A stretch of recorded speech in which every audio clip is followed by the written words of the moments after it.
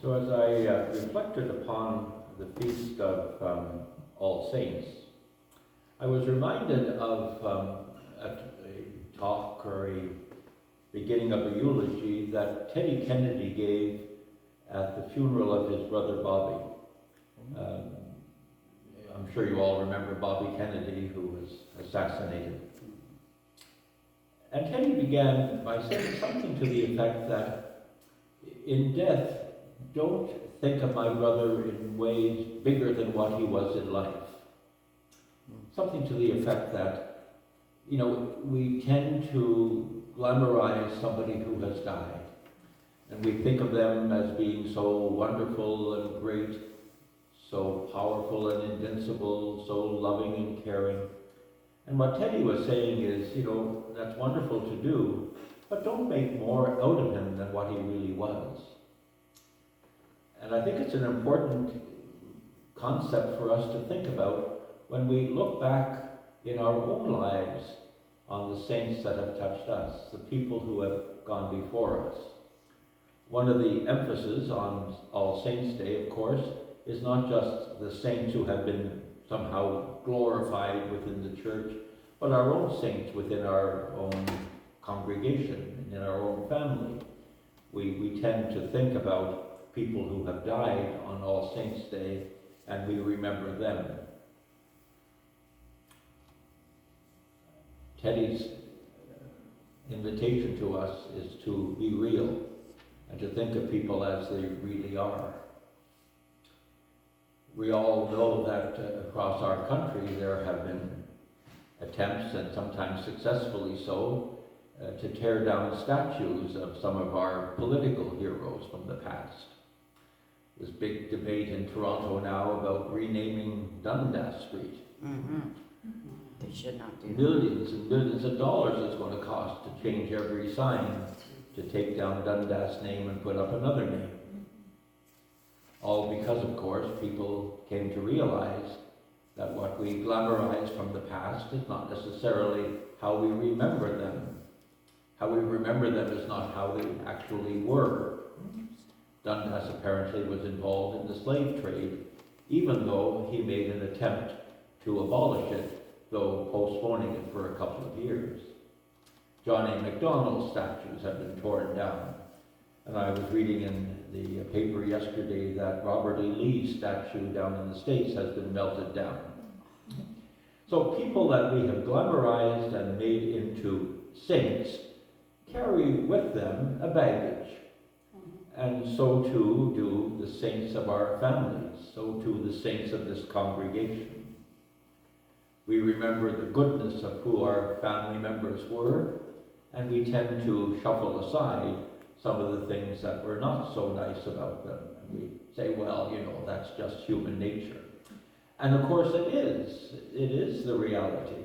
But when we glorify people for who we remember them or who we choose to remember them as being, we fall into the trap of saying that what they were besides being saintly hasn't affected us. And the reality is, it has. Our own particular saints have been both good influences in our lives and not so good influences in our lives. Our family members, our loved ones that we remember today, contributed to the virtues that are ours, to the faith that we have. But if we look seriously at them, we might also say, oh, they messed us up a little bit too. There are things that they did, attitudes that they had, prejudices that they manifested, maybe some particular traits that caused them to behave in inappropriate ways. We tend to shuffle them off without remembering that, wow, we were influenced by that negativity as well as we have been influenced by the positivity. So it's an important thing for us to remember that in death we shouldn't make more out of somebody than what they really were, and to recognize that we who have been influenced by them have been influenced both for the good and the bad. And in looking at the bad, we might well, more than might, we ought to say to ourselves, are some of the attitudes that we have today the result of how somebody who was a little bit strange from the past influenced my way of thinking? They influenced us for the good, influenced for the bad, and do we take the time to reflect and say, maybe there's some garbage within me that I inherited that I need to attend to, so that I, in turn, don't pass it on to other people. Yes, I should pass on their virtues, their values, but I also have to be careful that I don't continue to pass on some of their junk. Saints are very strange people, as are members of our families. Saints have not always been pristine. I'm named after Jared Magella. Some would say Gerard, but the Irish would say Jared. Jared Magella. He was a lay brother within the Redemptorist order.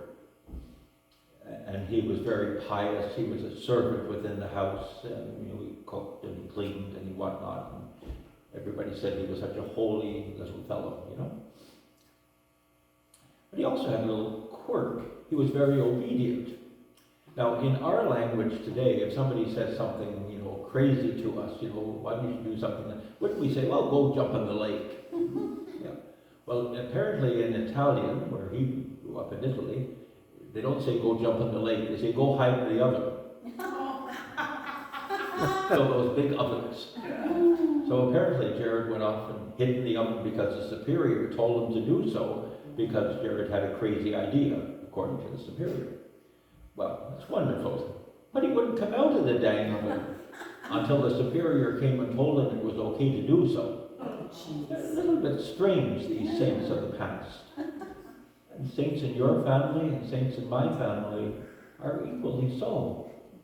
They're not all pristine. Neither are you and neither am I, the saints of today. Some of the saints in our tradition had very strange ideas. Some were very scrupulous. Our sex lives have been pretty well screwed up by some of the great saints of the past, who were so prudish and so afraid of human emotion, so afraid of feelings, so afraid of falling in love with someone. So tight and so... And then we discovered, my God, some of them were fooling around all the while they were preaching that the rest of us shouldn't. So we got to be very careful about all of the saints that we glamorize. And some of them had very strange theologies. Some of the reformers, and we celebrate Reformation Day, some of the reformers have very odd ideas. We look at today that some of those ideas continue within our society. And one of them was predestination. That God has predestined some people to go to heaven and some people to go to hell. It's God's will. Some people will be saved and some people will not be saved in this notion of predestination. And so, needless to say, people are, in those days, very worried about where are they sitting? Are they heading for hell or heading for heaven? Well, those that preached predestination had a solution. It was simple. You'd know if you were going to heaven if you were successful. If you had money, if you had a home to live in, if you had business, if you were productive, you had enough to eat and clothes to wear, well, obviously, you were predestined to heaven. And if you happened to be on the street, then obviously you were predestined to hell. That was your lot in life. Now that thinking is awful, isn't it? Yeah. But when we look at how we treat homeless people, and when we think of the poor, and when we think of those who are unemployed, I wonder sometimes, have we not inherited some of that stinky thinking? Not that we think they're predestined to hell, but rather, well, we're so blessed, aren't we? God loves us a little bit more than he loves those that are on the street. It's a temptation, but it's inherited from craziness from some of the saints of the past.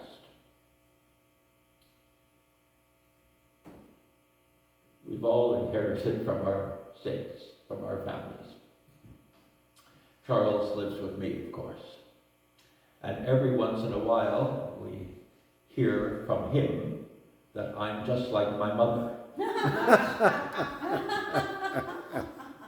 Now, I'm just like my mother when we have to be somewhere at a certain time. My mother and dad, as I think I've told you, used to live out on Nepawasi Lake at a stair after they moved up. My dad retired. And our family doctor was down on Cedar Street above the Rexall Pharmacy.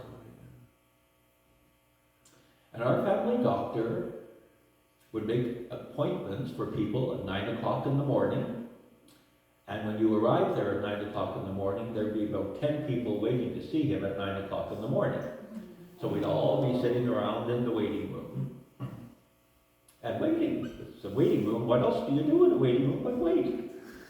And around 10 o'clock or so, you'd see the doctor shuffling up the stairs. He's arriving for his day's work. So we all sat there from 9 o'clock to 10 o'clock before he arrived. Well, the 9 o'clock appointment, if you're really lucky, got in to see him at 11 o'clock. All right. So with that in mind, Mom and Dad has appointments to go and visit the doctor at 9 o'clock in the morning. And they're down in Nepawasi Lake. So Dad is all dressed and ready to go at 8 o'clock in the morning for the 9 o'clock appointment. Well, Mom would have no part of that. There's no reason to be going for 9 o'clock in the morning. He's not even going to be there before 10 o'clock in the morning, and you're not going to see him till 11. So she'd putter around and she'd do what she needed to do, and she'd fix her hair and her makeup and all of that kind of stuff. And when it got to around 10 o'clock, she'd say, well, okay, I guess we should go now, because it'll be time for the 9 o'clock appointment, which wouldn't happen till 11 o'clock anyways.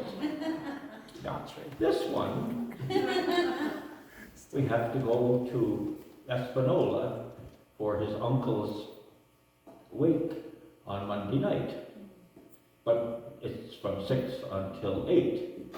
So we're going to go to Espanola and have supper first. So we'll then go and have supper at 5:30 at the restaurant, and then we'll go over to the thing about 6:45. Well, you think you'd have to leave at 4 o'clock in the afternoon to get there for a wretched supper at 5:30. And then I'd be accused, you're just like your mother. You just don't want to go until... Well, you know, it takes 45 minutes to drive to Espanola. That's all it is. So we got there, plenty of time. Didn't we, Charles? No. Just like my mother. So ask yourself, how are you just like your mother? How are you just like your father? How are you just like what we've been taught in church? And we need to ask ourselves, is it really appropriate? Is it good for today? Does it make sense for today? Let's not make more out of the saints of the past than what they really were, but let's examine who they really were to make sure that we haven't inherited nonsense.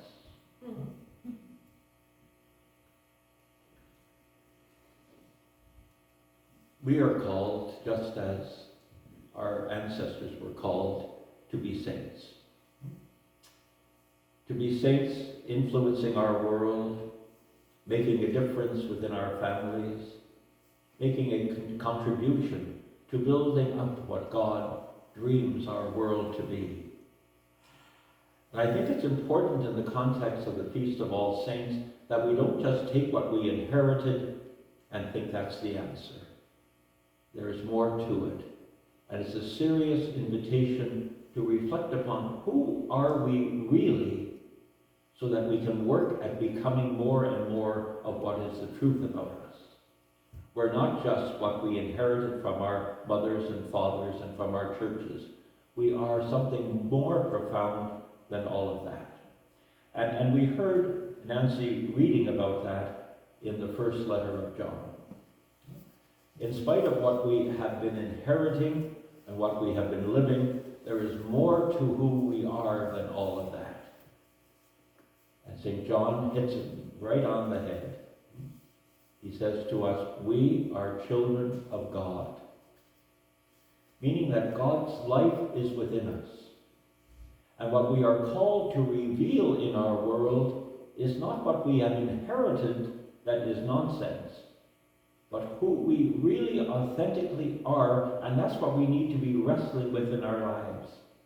To sort out the junk and to allow that pristineness, that quality that is godly, that is divine, to shine through us, so that we don't pass on to the next generation some of the junk that has been passed on to us.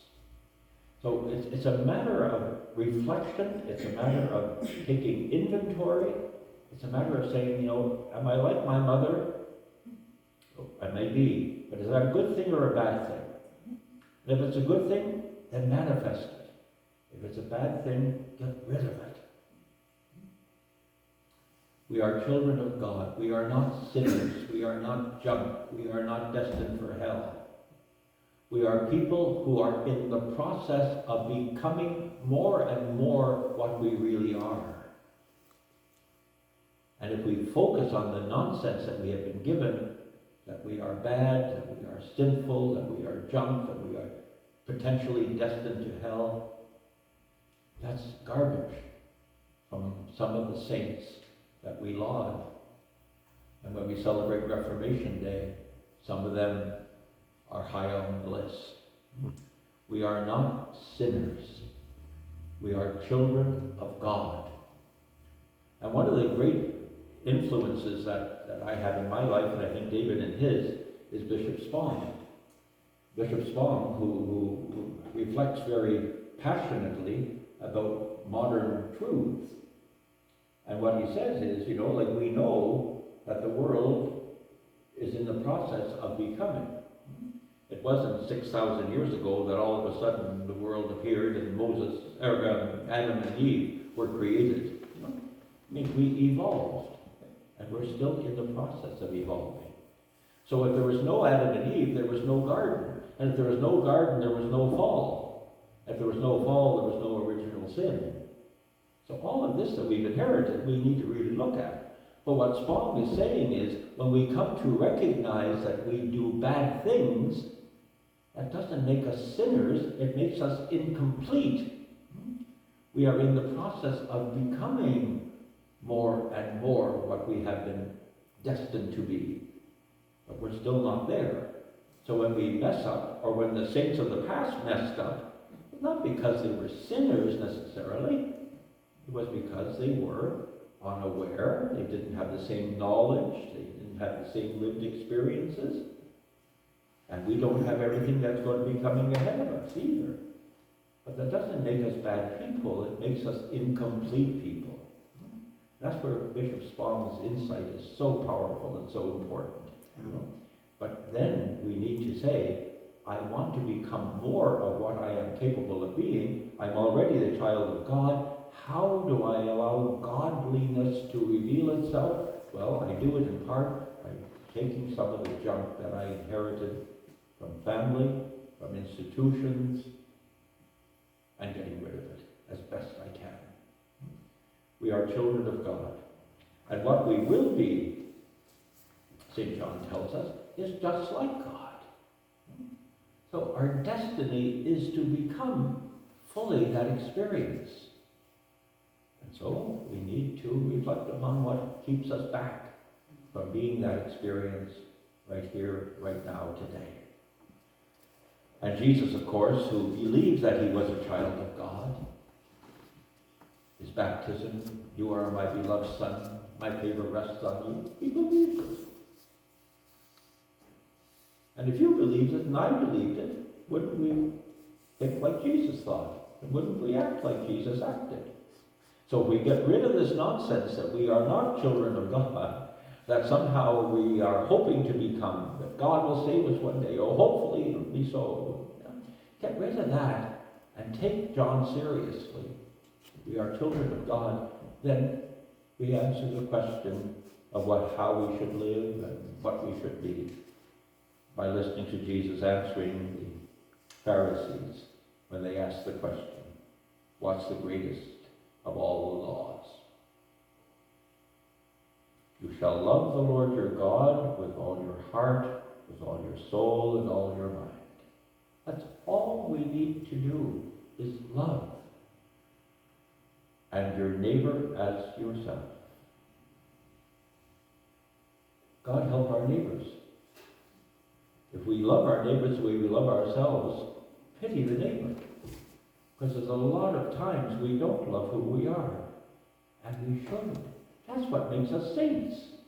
To love the goodness and the godliness that is within us and not focus on the negativity. Except to get rid of the negativity. But to allow ourselves to really believe that we are children of God. That's what makes us real saints in our world today. And that's our vocation. So what am I saying? I'm saying that's our vocation, that's our call, that's what we are journeying to become.